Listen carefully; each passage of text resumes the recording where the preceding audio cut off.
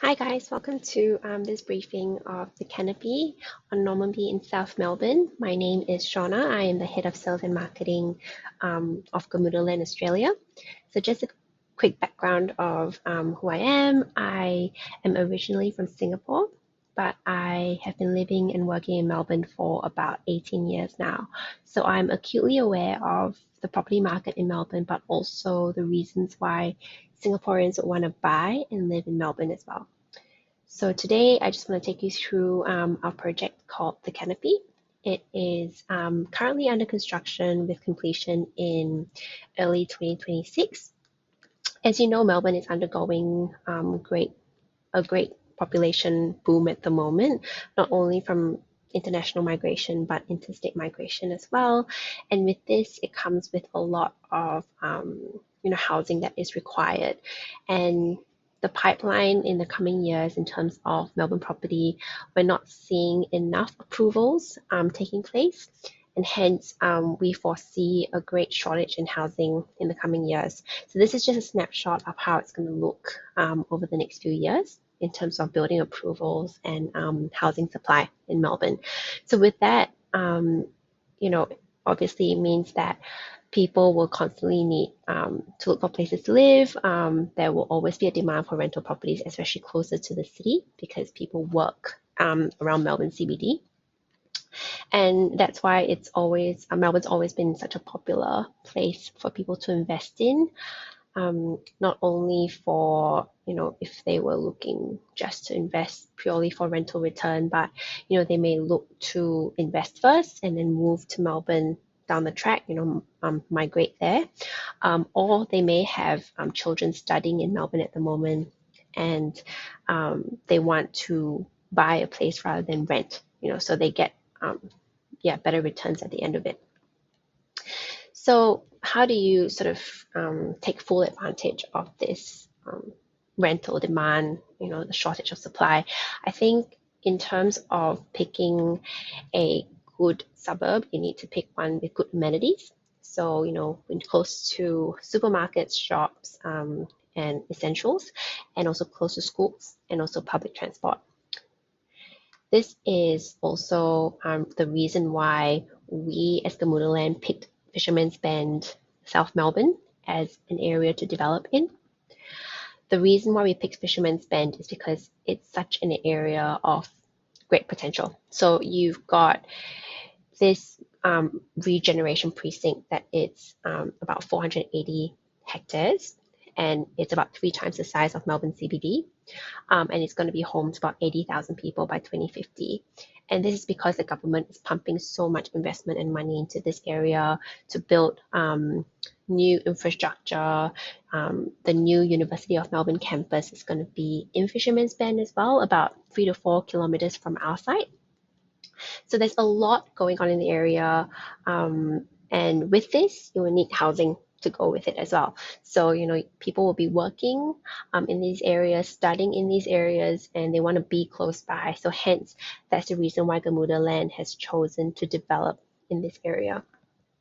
This is just a snapshot of how this area will look like. It's still very close to the city. So in my opinion, it is one of the last remaining pockets that is really accessible to the city but still affordable.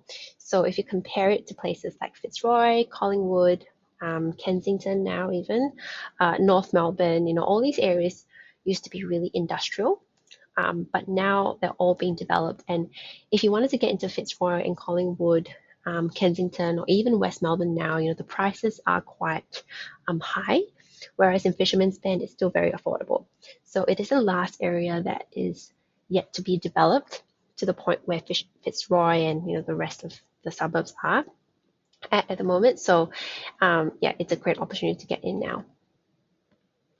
So I'm talking about why Gamuda Land has invested in the area, but I think a great testament to why the area is so up and coming is also the fact that you've got all these different companies from all over the world investing in Fisherman's Bend. So you've got Greystar, which is one of the largest BTR providers from the United States, and also you've got CDL, Singapore brand, also developing a BTR there, and also local BTR brands building big apartment blocks there. So in terms of evidence to show that people are really sort of paying attention to this area now, you can just look around. If you're in the area, if you come down to Melbourne, and I'll take you through, you can see all this construction going on. In 5 to 10 years, the area is going to be completely different, completely transformed. And by then, if you want to buy an apartment in the area, it might be too late because it may be more expensive than what it is now. So definitely the timing now is right because we're in this growth stage. So capital appreciation is also something that people can benefit from. So I was talking earlier about the Fisherman's Bend University of Melbourne campus. So this will be where their engineering and architecture schools will be headquartered. So they'll be moving these sort of parts of the university down from Parkville to Fisherman's Bend. So this means that not only will the apartments be sought after by people working in the CBD, but also students and staff that are going to be in the university. And this is just how the university is going to look like, an artistic impression. So yeah, that being said, when I talk about Fisherman's Bend, you can be like, oh, then I can buy any apartment in Fisherman's Bend. But I think there are a few key points that makes the Canopy so unique compared to the other apartments in the area. So just to give you some background, a lot of the apartments in the area are built to rent now. So even if you wanted to buy an apartment in those buildings, you couldn't because they're owned by institutions like Greystar, for example. So we are one of the last remaining sort of BTS, so built to sell developments in Fisherman's Bend compared to the other buildings. So you've got this map we can show you. The red dot is where we are located within Fisherman's Bend. So not only do we benefit from the growth of Fisherman's Bend, which is the big chunk of it on the left side, we are still in the closest part to the city. So we're in the Montague's precinct within the Fisherman's Bend precinct in general. So that means that we are closest to the city. We are still within walking distance to the CBD. We're only a 6-minute tram ride to the CBD. So if you hop on the 109 tram, it's only 6 minutes to the city and 6 minutes down to the beach, Port Melbourne Beach. So it's really well located. It's in a part where it's not too industrial. So if you look at the left side of Fisherman's Bend, that's where most of the development is going to be happening in terms of businesses, the university. But where we are, we've already got really good amenities in the area. We've already got a Coles supermarket across the road in a completed development. We've got parklands, we've got sporting ovals. So you're really getting the best of both worlds, the CBD and also the developing part of Fisherman's Bend. And not only that, you've got the great amenities that South Melbourne has to offer. So obviously one of the key draw cards of South Melbourne is the market, the South Melbourne market. With this, you've got a really sort of established local crowd in the area, which means that when you want to resell your property in about 5 to 10 years, for example, because everyone who buys property in Melbourne or apartments in Melbourne, usually they think about an exit strategy. You want to buy in an area where there is demand from the local market because you can only sell it to local residents, Australians in the end. So it's very important that you pick an area that's still popular with the local crowd. I tend to see that people who buy in Melbourne CBD, they find it really hard to resell the properties because local Australians wouldn't really buy in that area. For example, they won't live in Melbourne CBD. So their market's very, very concentrated. It'll be like only investors and local investors. So you want to buy outside of the city, close to the city, but not in the city. So the Canopy has a few, I would say, unique points why it makes why we're one of the better selling apartments on the market at the moment. So firstly, we're backed by an international sort of we're an international company. We based in headquarters are based in Kuala Lumpur. We're publicly listed as well, and we've got a huge engineering and infrastructure business in Australia at the moment as well. So, in terms of company, backing and the balance book, we have the ability to deliver the development on time. So I think this is a really key point because a lot of developments in Melbourne, they could be selling off the plan at the moment, but whether or not they go ahead to build is another question. So you want to choose a development that is already under construction and you've got a reputable builder on board. So like us, we've got Crema on board. And yeah, you want to have that reassurance that the development is going to be completed on time and to a high standard. So that's why what we bring to the table is this reassurance. We've got this great team. We've got our brand, Gamuda Land, but also local builder Crema and local architect, Hayball, landscaper, Oculus. All these great leading companies have come together to deliver the canopy. And in terms of construction, like I said, you've got that reassurance. We're under construction. We're about 25% of the way through. So we're due to be complete in Q1 2026 at this stage. And compared to other developments in the area, a lot of the apartment blocks in Melbourne are about 400 to 600 apartments in size. So you've got four to 600 other neighbors in the building, and people don't really like that. If you're going to be living in there, for example, or you've got your child who's going to go to Melbourne University living in there, you don't want to share the lift with 400 to 600 other residents.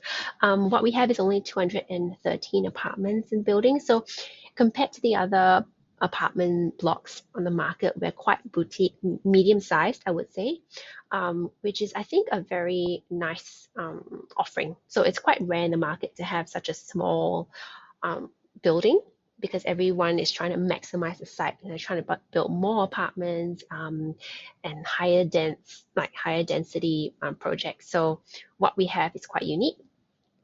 And yeah, like I mentioned before, resale potential is something that we're really proud of because we put a lot of effort into the sustainability and future proofing of the building. So that means that we're thinking about what the locals want. So we haven't built the building for investors, or overseas buyers, for example. We've built it with the local owner occupier in mind. So with this, it means that when you resell your development in the future, we've already thought of all the things that they will be looking out for, such as energy rating, energy efficiency, net Hertz rating, Green Star rating, EV charging, all these things are already built into the building so that when you choose to resell your development, it's already appealing to the local market. So in terms of construction, I just wanted to sort of give you a snapshot of where we are. Like I said, we're about 25% of the way through and everything is coming together. So if you do have clients who want to come down to site in Melbourne, my team or myself can also take them through personally. And finally, I just wanted to take you through, how the building actually looks like. So you've got this great 20-story building that's built right on a park. So what Gamuda Land is also building is a park right in front of the development. So that makes us really different. A lot of apartment buildings in Melbourne are lacking in nature. So a lot of owner occupiers don't want to move to apartments because all they see is glass and concrete. So what we've created is this sort of nature biophilic experience where people can experience a park on their doorstep, but also we've got multiple green areas on the rooftop and level 4. So these are some of the sustainability features in the building that I was talking about that have been catered for the local market. So for example, no gas, it's induction cooking, and also you've got EV charging, you've got rainwater tanks. All these things are appealing to the local market because cost of living is an issue at the moment. So they're looking at every single thing. When they buy an apartment from you in the future, they want to see that they're not going to be paying high electricity bills or water bills are not going to be too expensive. So you want to have these features built in. If not, it's going to be really hard to resell your apartment. And in terms of communal facilities, I know safety and security is sometimes a very big issue when people buy into a development, and we've got fob access to the building and also each floor, but also a building manager that's going to be there during business hours, parcel lockers that people can actually get their parcels from at any time of the day, secure parcel lockers, not having to rely on a concierge or building manager. It's more sort of, we feel like it's more freedom, more flexibility for the residents.